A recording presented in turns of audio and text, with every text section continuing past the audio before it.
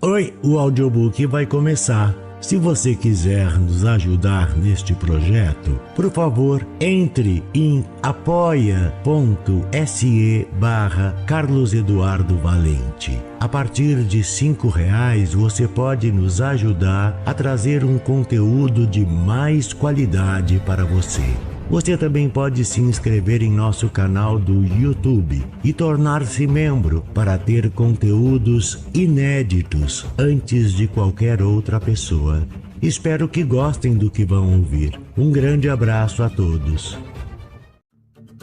Use seu fone de ouvido para uma maior imersão. Do narrador Carlos Eduardo Valente. Contato carlão50@gmail.com. Juízo. Um conto sob a névoa medieval, de Milagro Malavasi. Parte 1. Tragam a bruxa. Entrou no recinto cabisbaixa. Olhava para o chão debaixo de seus pés, cujo piso era composto de pedras frias e de superfícies irregulares, o que não favorecia em nada sua curta caminhada até onde deveria ficar naquele momento. Pisava com certa dificuldade devido às dores agudas que surgiram horas atrás, durante a queda no içamento. As juntas dos braços também doíam bastante, distensionadas pelo mesmo motivo que lhe provocara a queda. Havia outros incômodos ferimentos no corpo, que a roupa comprida ocultava das vistas dos presentes no evento. Foi conduzida até em frente a uma mesa, disposta com fins de recepcionar autoridades eclesiásticas, os representantes da Santa Sé, naquilo que tinha por função ser um tribunal local. Estava devidamente ocupada pelos clérigos, alguns caricaturando um semblante soberbo, enquanto outros ocupantes dos demais assentos tinham expressões esquisitas como enauseados. Este estado de nojo estampado na cara seria proveniente do ambiente composto por mobílias precárias, visivelmente improvisadas, sem denotar aquela pompa e toda a excentricidade que lhes proporcionava o habitual conforto a que estavam acostumados, ou seria pelas pessoas que não eram seus pares e que ali se encontravam entre eles? Seria por repugnância do fato a ser apurado, cujo conhecimento prévio eles tiveram acerca da acusada? Ficou no ar essas tantas incertezas. Há até quem diga que poderia inclusive ser da árdua tarefa de suportar uns aos outros, ainda que sendo eles da mesma estirpe, confinados num mesmo recinto, nesse exercício de suas tenebrosas funções de ofício. Fato é que a cara de poucos amigos caracterizava todas aquelas autoridades. Naquele instante, a atenção de todos se voltavam para a protagonista, agora já diante do tribunal. Antes de começar sua sabatina, ela já esperava pela condenação, dado aos eventos anteriores. Pela noção de tempo que tinha, deduzir estar envolvida numa situação há quase 12 horas, desde que a tiraram de casa à força, arrastada pelos cabelos nas ruas do vilarejo, até a igreja onde a mantiveram amarrada e amordaçada, obrigando-a a dividir espaço com 2 asnos e algumas galinhas. Umas empoleiradas e outras perambulando a ciscar, numa área adjacente, até que foi levada ao interior para a aplicação dos primeiros açoites.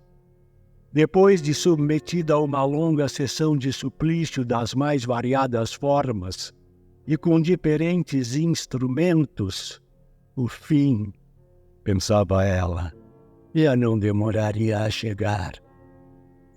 Parte 2 das acusações. Confesse, bruxa, e tenha ao menos sua alma preservada das chamas eternas. Ela nada respondeu. Sequer olhou para quem me endereçou a fala. O inquisidor insistiu. Aquelas pessoas nos trazem acusações gravíssimas e que podem te levar à fogueira, mulher. Ainda assim persistes no silêncio? Umas testemunhas tinham uma expressão como que satisfeitas. Um debochado sorriso de canto de boca que contrastava totalmente com o semblante da acusada, que, apesar de calada vez por outra, deixava escapar uma lágrima fria e retilínea pela face. Todavia ela não pranteava, sequer soluçava, não implorava a eles por misericórdia. Sequer demonstrava desprezo ou mesmo aquele terrível medo da morte. Ela não falou nem sob os cuidados de Tomatsu, disse um clérigo idoso, que naquela mesa se assentava na cadeira logo ao lado direito do que presidia o interrogatório. Tomatsu, este homem a quem o religioso se referiu, era um temido carrasco, dotado de uma crudelidade tão acentuada que já houvera homens que se suicidaram quando encurralados para serem capturados, levados, interrogados e fatalmente fustigados por ele. Preferiram morrer de forma rápida e menos penosa, ainda que sob o risco de uma condenação eterna por tirarem suas próprias vidas. É sabido por muitos que ele não demonstrou, em ocasiões passadas, clemência por anciãos, mulheres e até mesmo jovens de pouquíssima idade, quase crianças inclusive. A fama era de que com homens sua malvadez extrapolava todos os limites. Já quando se tratava de interrogar o sexo feminino, seus métodos nada ortodoxos eram extremamente sádicos e assombrosamente desumanos. Tinha uma satisfação doentia em aplicar determinados procedimentos durante suas sessões, que mais se classificariam como perversões sexuais do que outra coisa qualquer. Um doente sanguinário que agia em nome da justiça em função de braço secular da Santa Igreja. Com a acusada, não fora diferente. Foi afogada, içada pelos braços nua, e teve alguns dedos da mão direita esmagados. Mas ela apenas gemia de dor, e um tempo depois se calava. Falou o carrasco quase ao pé do ouvido do presidente da audiência. Depois se retirou para a sala anexa. A essas alturas, uma senhora corpulenta e de postura altiva, num rompante, desatou a falar, ainda que a palavra não lhe houvesse sido dada. Satanás está dando forças para a bruxa sustentar o silêncio. Essa desgraçada é uma das suas concubinas. Foi contida pelo inquisidor, que estendeu uma de suas mãos. Depois que ela se calou, questionou-a. Como assim, senhora? Explique-nos. Ela então prosseguiu. Eu vi, Santo Padre. Eu vi quando ela saiu de dentro do celeiro em direção à sua própria casa. Nua! Falou carregando a voz de malícia. Nua, com suas vergonhas expostas, estava a copular com o próprio demônio lá dentro. Maldita! Mulher imunda! Aquele grupo de pessoas, composto em maioria por idosas, ao ouvir tal acusação infame, sussurravam o nome do Senhor, seguido pela feitura do sinal sagrado da cruz, com uma das mãos, como que ia invocar a proteção divina. Também levavam as mãos à boca, aos próprios rostos, em sinal de inconformidade pela atitude promíscua denunciada pela testemunha de acusação. O inquisidor prosseguiu perguntando à declarante: como sabes que ela chegou a concluir o intento fornicário? Viste isso com os seus próprios olhos também? Ao que a resposta foi: não, santidade. Nem me atrevi a aproximar daquele antro de pecaminosidade. Tive medo de pecar contra a Santa Igreja, caso flagrasse tamanha profanação. Não testemunhei o ato, não, mas sou mulher cristã e sei bem que a nossa dignidade e retidão não nos encoraja a desfilar nuas por aí. E tem mais, santidade. Ela, quando me viu espiando, apanhou um pano pendurado na cerca e nele se enrolou, escondendo suas partes. Então entrou correndo para o interior de sua casa e não retornou mais ao celeiro. Mas o pior está por vir. Ela prosseguiu. Na minha curiosidade, eu fiquei a observar o lugar de onde a vi sair e notei a silhueta de um homem chegando na porta. Ele então me encarou por um instante, mas entrou novamente. Sumiu lá para dentro e alguns minutos depois, um bode apontou na porta e disparou sem rumo. Fiquei apavorada, com receio até de que me atacasse, pois o bicho parecia descontrolado. Era Satanás. Eu senti no meu coração que era o próprio. Um dos que compunham a mesa julgadora, talvez por um lampejo de sobriedade, pediu a palavra e falou.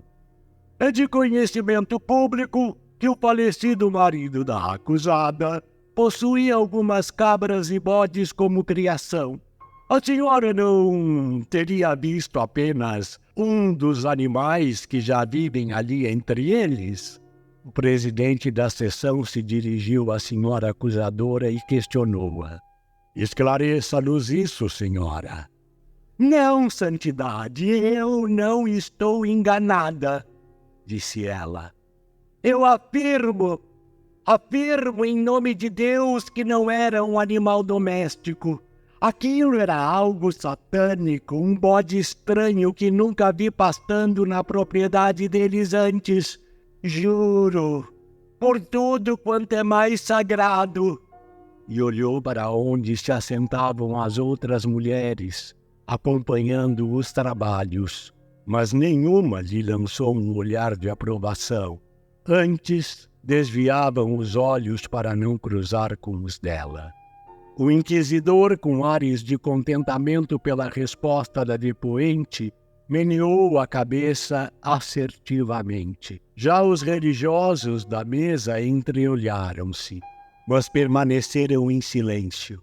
Ninguém iria tomar a direção contrária do rumo que as coisas estavam encaminhadas desde seu início.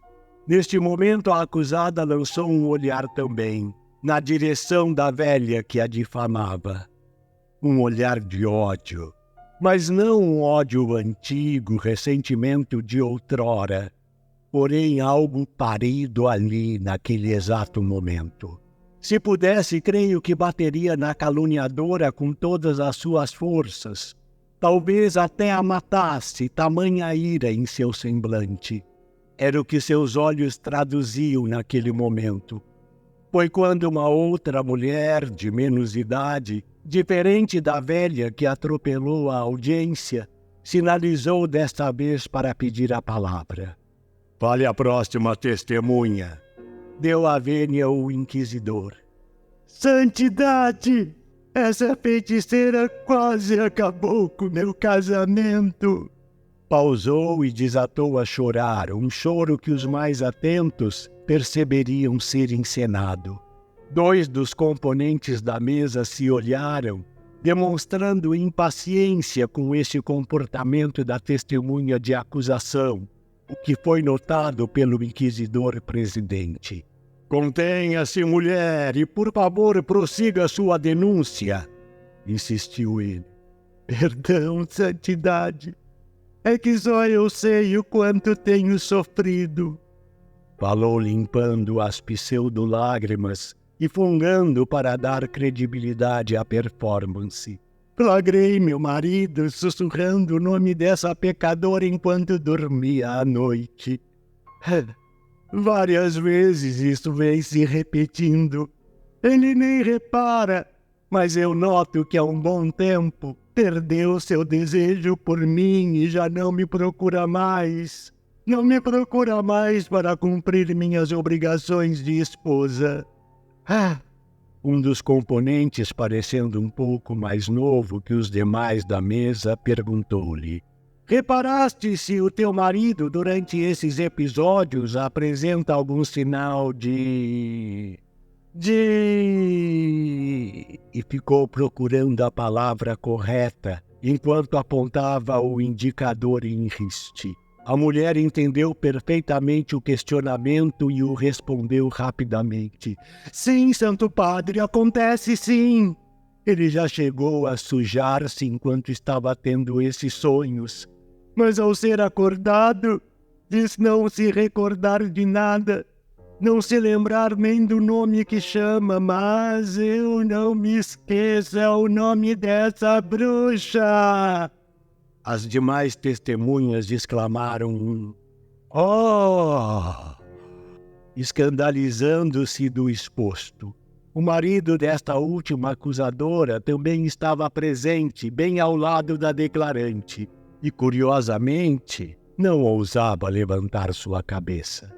Apesar dele não estar na condição de réu naquele tribunal, acho que o era de si mesmo, da sua consciência. Além dele, apenas mais outra pessoa naquele recinto tinha condições reais de julgá-lo, e que nesse caso, ironicamente, era a ré. Mas ele nada falava. A esposa, angustiada, continuou: eu sei que ele não é culpado. Meu marido está sob encantamento, feitiço e bruxaria pesada.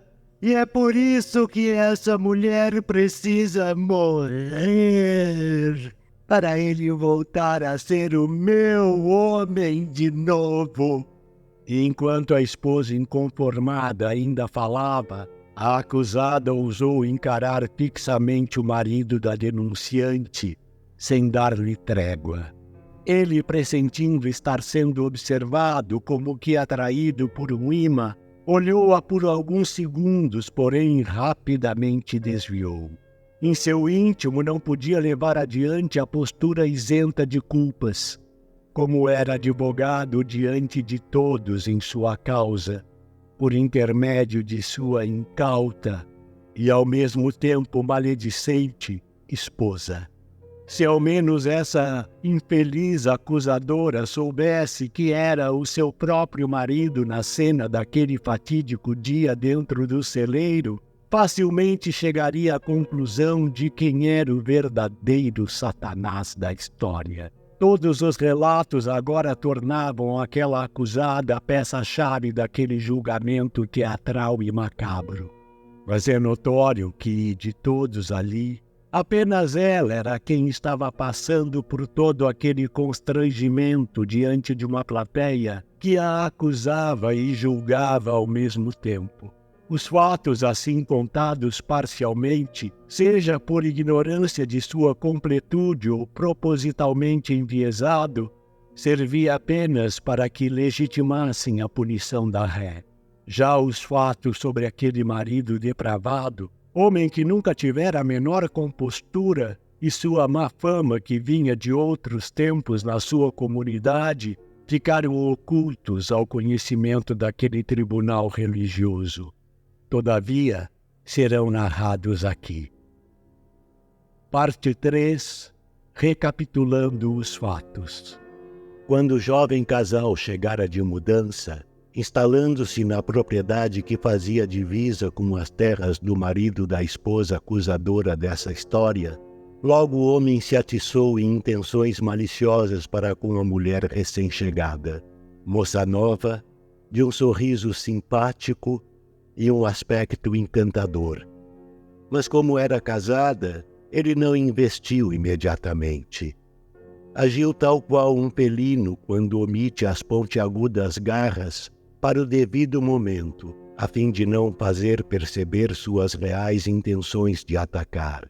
Movimentando-se assim, com rapinagem, tratou de se aproximar do casal e então estreitar amizade com o marido daquela que agora era o seu principal alvo. A partir de então, eram constantemente vistos juntos. Enquanto estudava o dia a dia daquele casal, o mal-intencionado homem ia nutrindo seus desejos em oculto, cada vez mais intensos pela jovem mulher, que devido à sua natural simpatia e boa educação, acabava gerando-lhe uma falsa impressão de correspondência. Arquitetou dentro de si um macabro pensamento.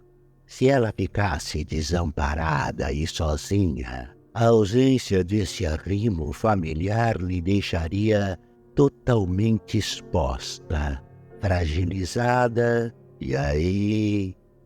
Como a pessoa mais próxima naquele momento era ele, o único amigo que o marido fizera até então, seria fácil prestar-lhe assistência e por essa via chegar ao cerne de seu real objetivo. Mas para isso se concretizar não tinha outro caminho. O recém-chegado precisaria morrer. E foi durante aquele primeiro inverno deles ali, aproveitando a ausência das chuvas, que o pseudo-amigo conseguiu convencê-lo a iniciar os reparos do telhado da casa que o casal agora estava vivendo.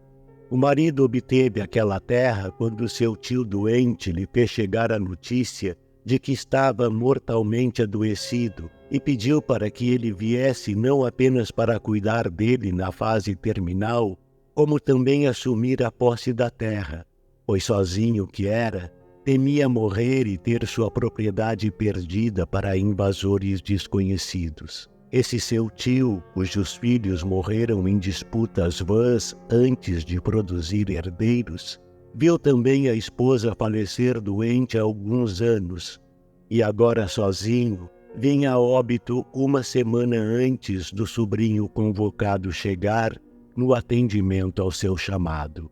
Sendo mais próximo em grau de parentesco, o rapaz pôde assumir a propriedade do morto sem maiores problemas.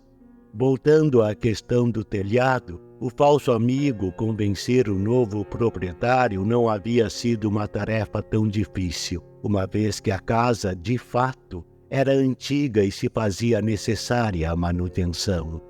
E foi justamente findando os reparos que tudo aconteceu.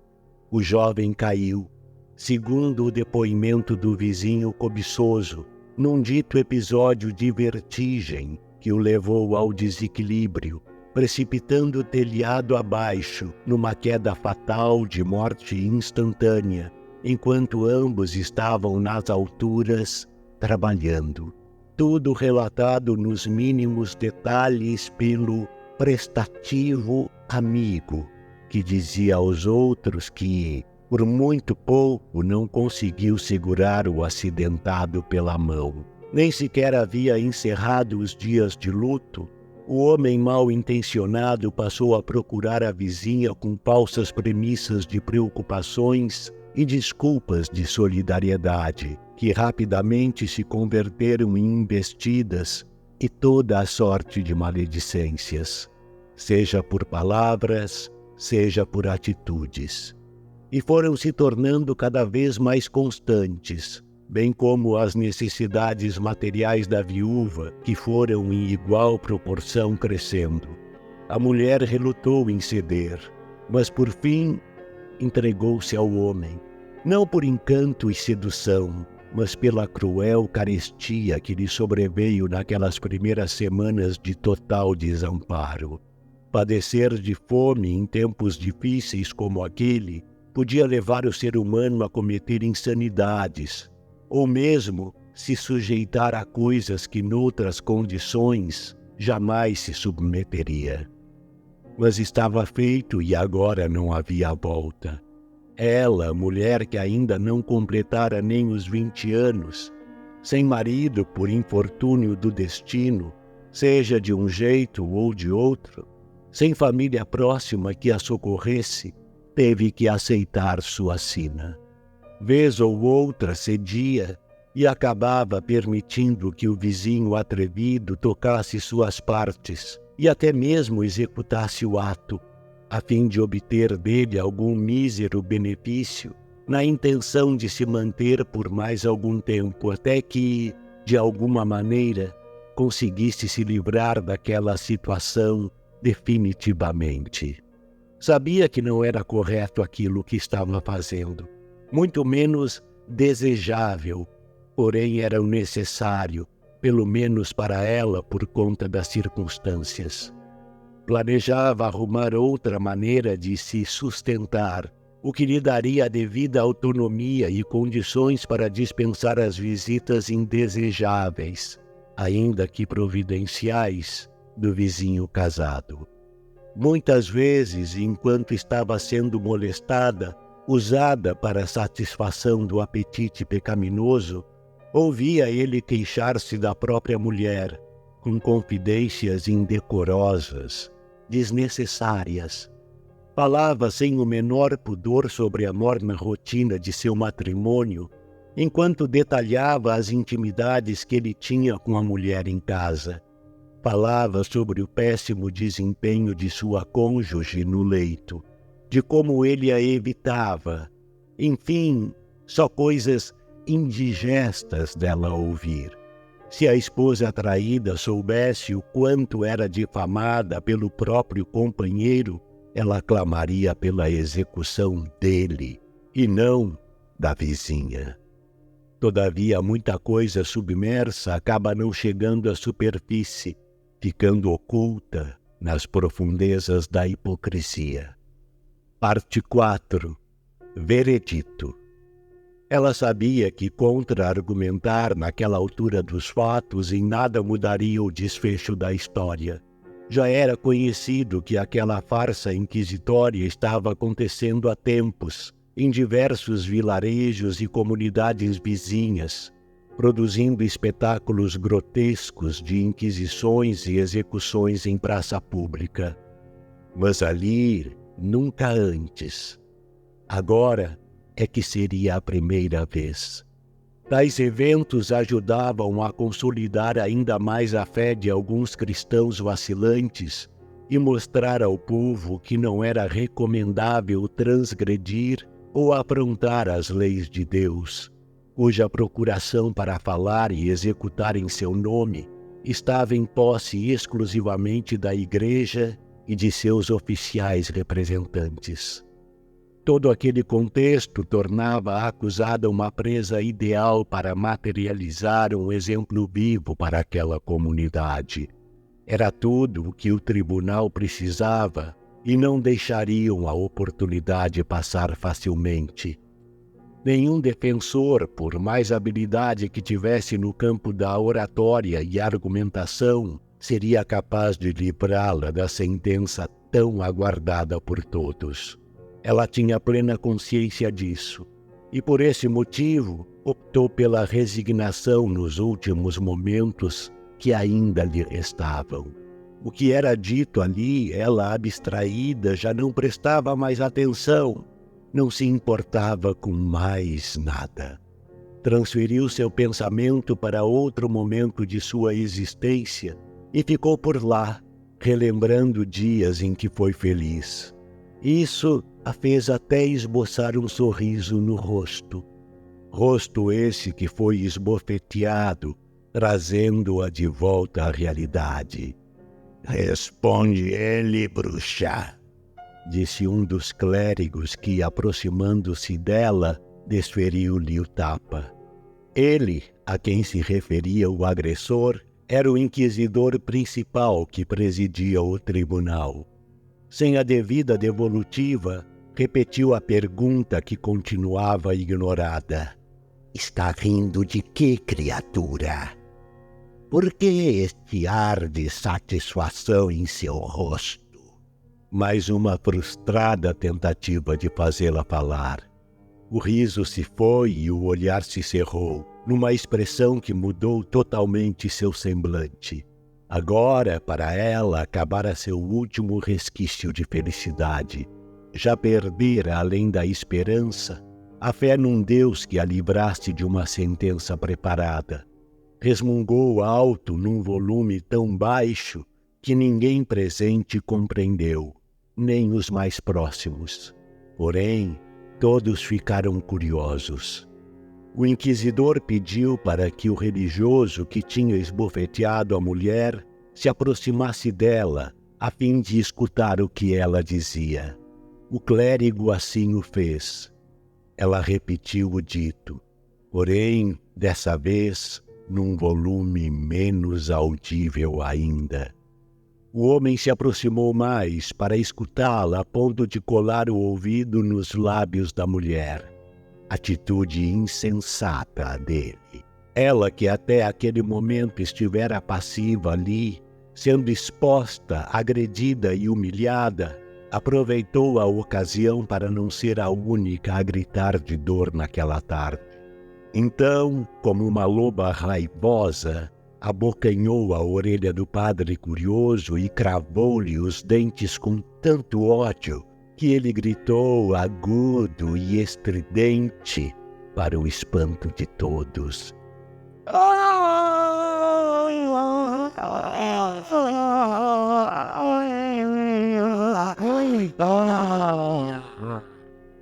Ele se afastou com a mão tapando o local da mordida e com expressão de dor e desespero. A mulher mascava algo, como se tivesse em sua boca uma iguaria. Uma carne de saboroso paladar. Mastigou e depois cuspiu no chão o pedaço do corpo do religioso. Mais precisamente o lóbulo. Não engoliu por nojo, não da carne, mas da pessoa a quem aquela parte pertencera até alguns segundos atrás. Enquanto a vítima do ataque recebia socorro dos outros padres, ela soltou uma gargalhada gutural. Algo que especialistas em exorcismos, caso estivessem presentes naquela audiência e ouvissem, classificariam como o de uma endemoniada. Santo Deus, tenha misericórdia de nós, disse o inquisidor ficando de pé.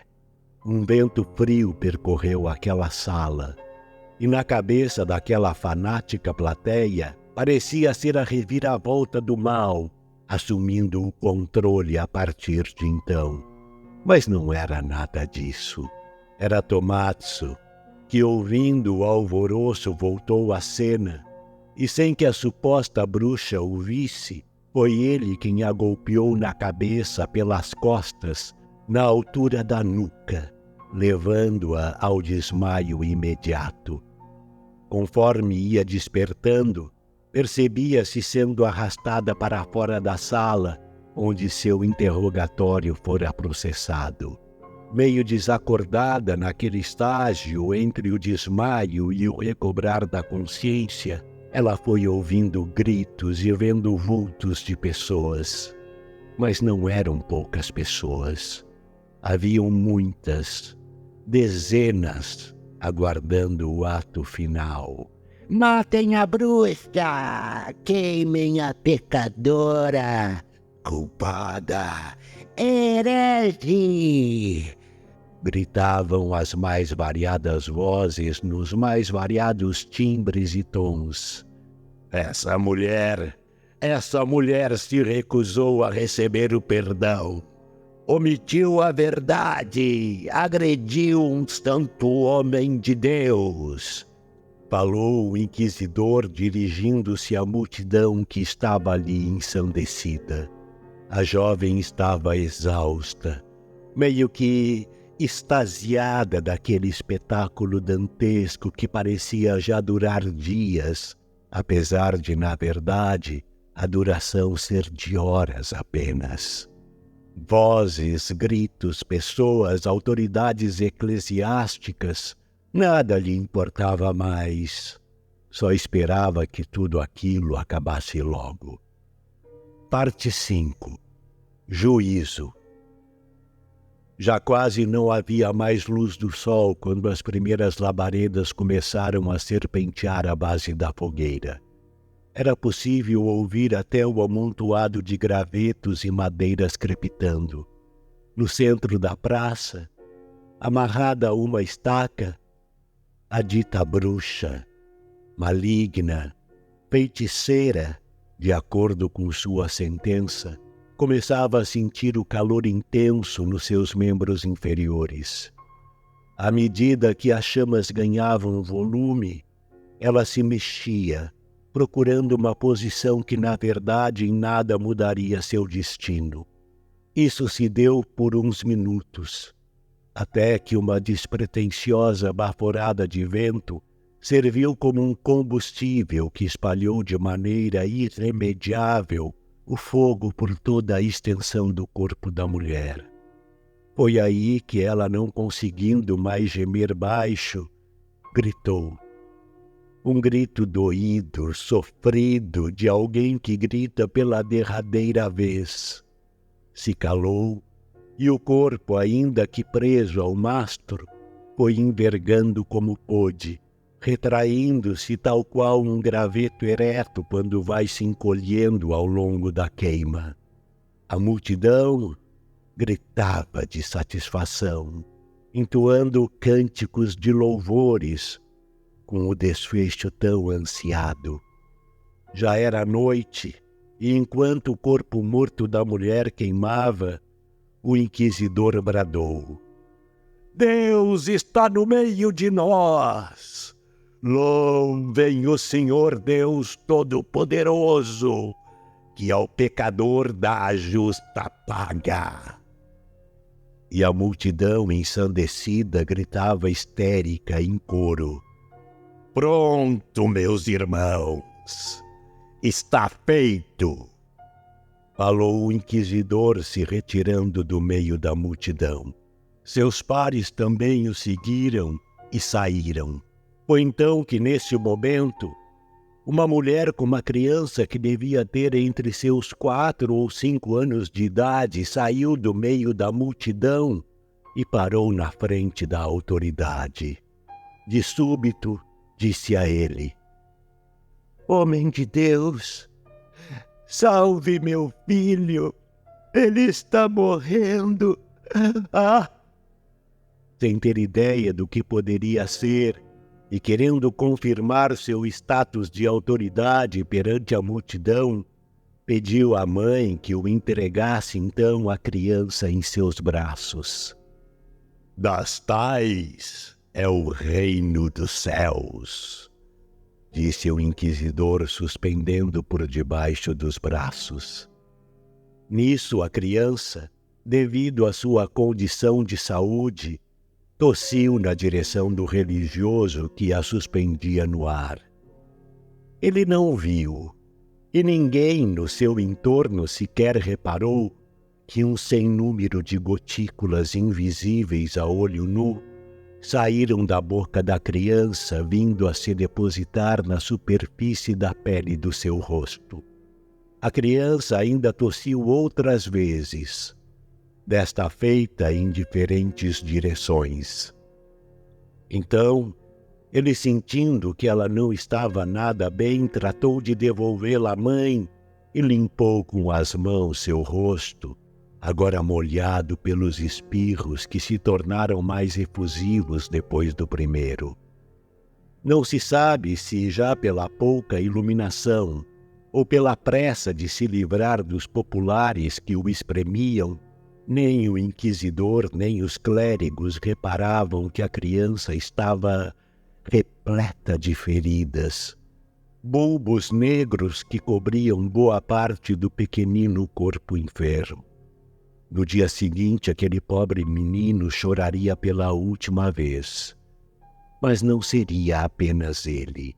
Assim como a executada dessa sinistra noite, nos próximos meses, centenas morreriam, sem a menor interferência de ninguém na terra, muito menos nos céus, seja padre, bispo, inquisidor, médico ou o próprio Deus.